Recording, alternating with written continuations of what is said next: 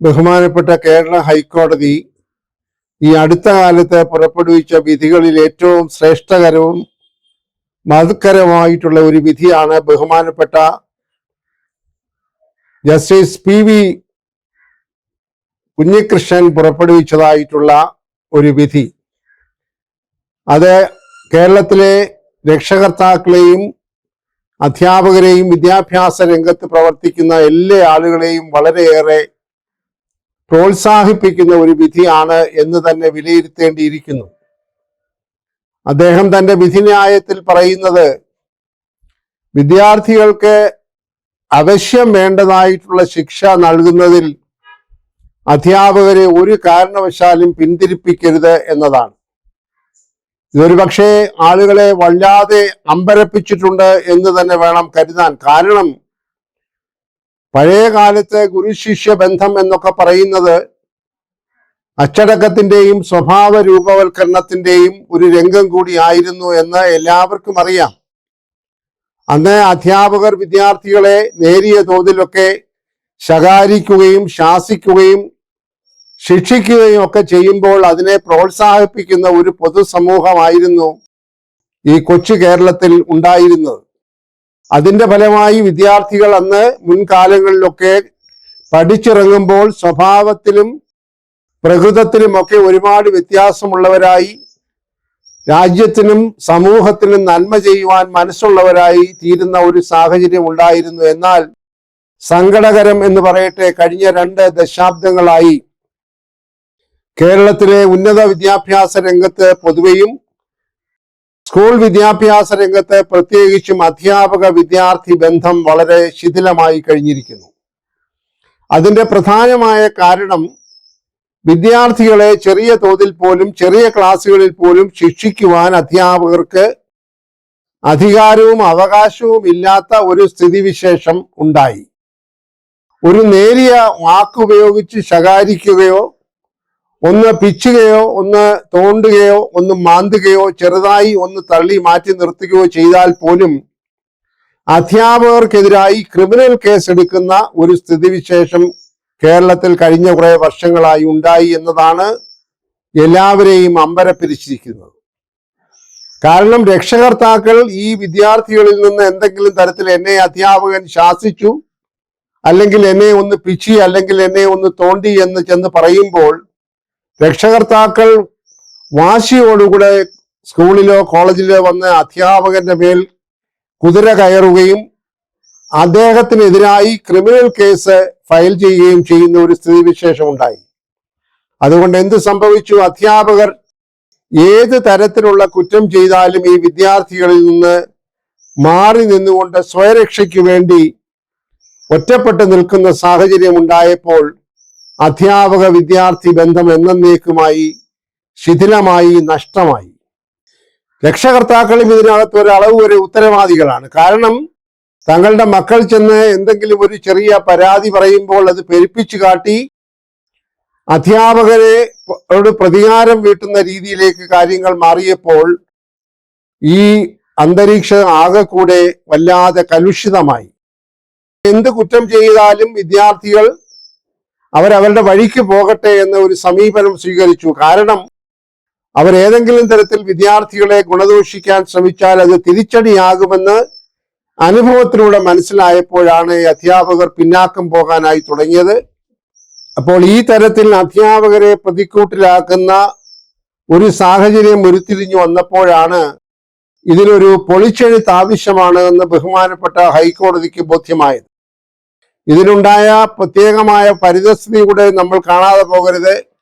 തിരുവനന്തപുരം ജില്ലയിൽ ഒരു ചെറിയ വിദ്യാർത്ഥിയെ, ഒരു സ്കൂൾ വിദ്യാർത്ഥിയെ ഒരു അധ്യാപകൻ ശകാരിച്ചു എന്നതിന്റെ പേരിൽ ആ അധ്യാപകനെതിരായി ക്രിമിനൽ കേസ് കൊടുക്കുകയും ആ അധ്യാപകൻ ഈ പോലീസ് കസ്റ്റഡിയിലാകുന്നതിൽ നിന്ന് രക്ഷപ്പെടുന്നതിന് വേണ്ടി മുൻകൂർ ജാമ്യത്തിന് കോടതിയിൽ അപേക്ഷ നൽകുകയും ചെയ്ത ഒരു പരിസരത്താണ് ഈ ഒരു വിധി ബഹുമാനപ്പെട്ട ഹൈക്കോടതി ജസ്റ്റിസ് പുറപ്പെടുവിച്ചിരിക്കുന്നത്.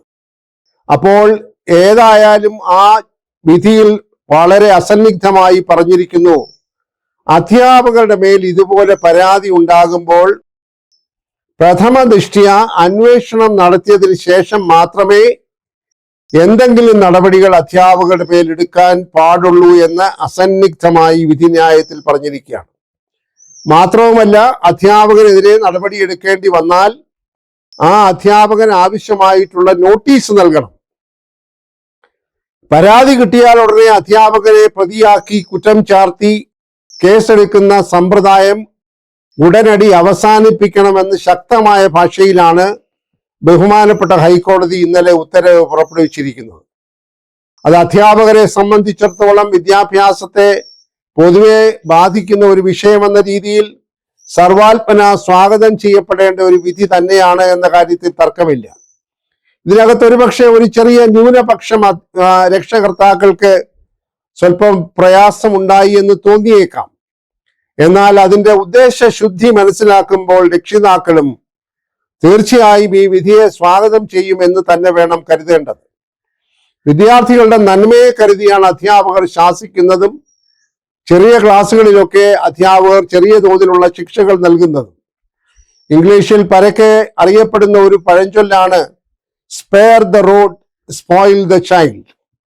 അതായത് ചൂരൽ വടി മാറ്റിവെച്ചാൽ ആ കുട്ടി നന്നാവുകയല്ല, നശിക്കുകയാണ് ചെയ്യുന്നത് എന്നാണ് ആ പഴമൊഴിയുടെ സാരാംശം. എന്ന് പറഞ്ഞാൽ അത്യാവശ്യം സന്ദർഭങ്ങളിൽ നേരിയ തോതിൽ ഒരു അധ്യാപകൻ ഒരു ചെറിയ ചൂരൽ വടി കൊണ്ട് തന്റെ മുൻപിലിരിക്കുന്ന വിദ്യാർത്ഥികളെ ഏതെങ്കിലും ക്രമക്കേട് കാട്ടുമ്പോൾ ഒരു ചെറിയ രീതിയിൽ ശാരീരികമായി ഒരു ക്ഷതമേൽപ്പിക്കുന്നത് ആ കുട്ടിയുടെ നന്മയെ കരുതിയാണ് എന്നത് മനസ്സിലാക്കുമ്പോൾ അധ്യാപകരെതിരെ ക്രിമിനൽ കേസ് എടുക്കുന്ന പ്രവണത അവസാനിക്കും എന്ന് തന്നെയാണ് ബഹുമാനപ്പെട്ട ഹൈക്കോടതി പ്രതീക്ഷിക്കുന്നതും അതിനാവശ്യമായിട്ടുള്ള ഉത്തരവ് ഇപ്പോൾ പുറപ്പെടുവിച്ചിരിക്കുന്നത്.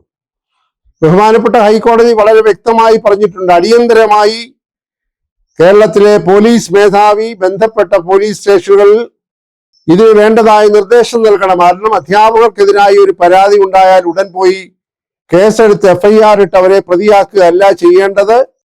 അതിനെക്കുറിച്ച് അന്വേഷണം നടത്തിയതിനു ശേഷം അന്വേഷണത്തിൽ പരാതിക്ക് കാര്യമായിട്ടുള്ള കാമ്പുണ്ട്, അടിസ്ഥാനമുണ്ട് എന്ന് മനസ്സിലാക്കിയെങ്കിൽ മാത്രമേ അധ്യാപകർക്കെതിരായി കേസെടുക്കാവൂ.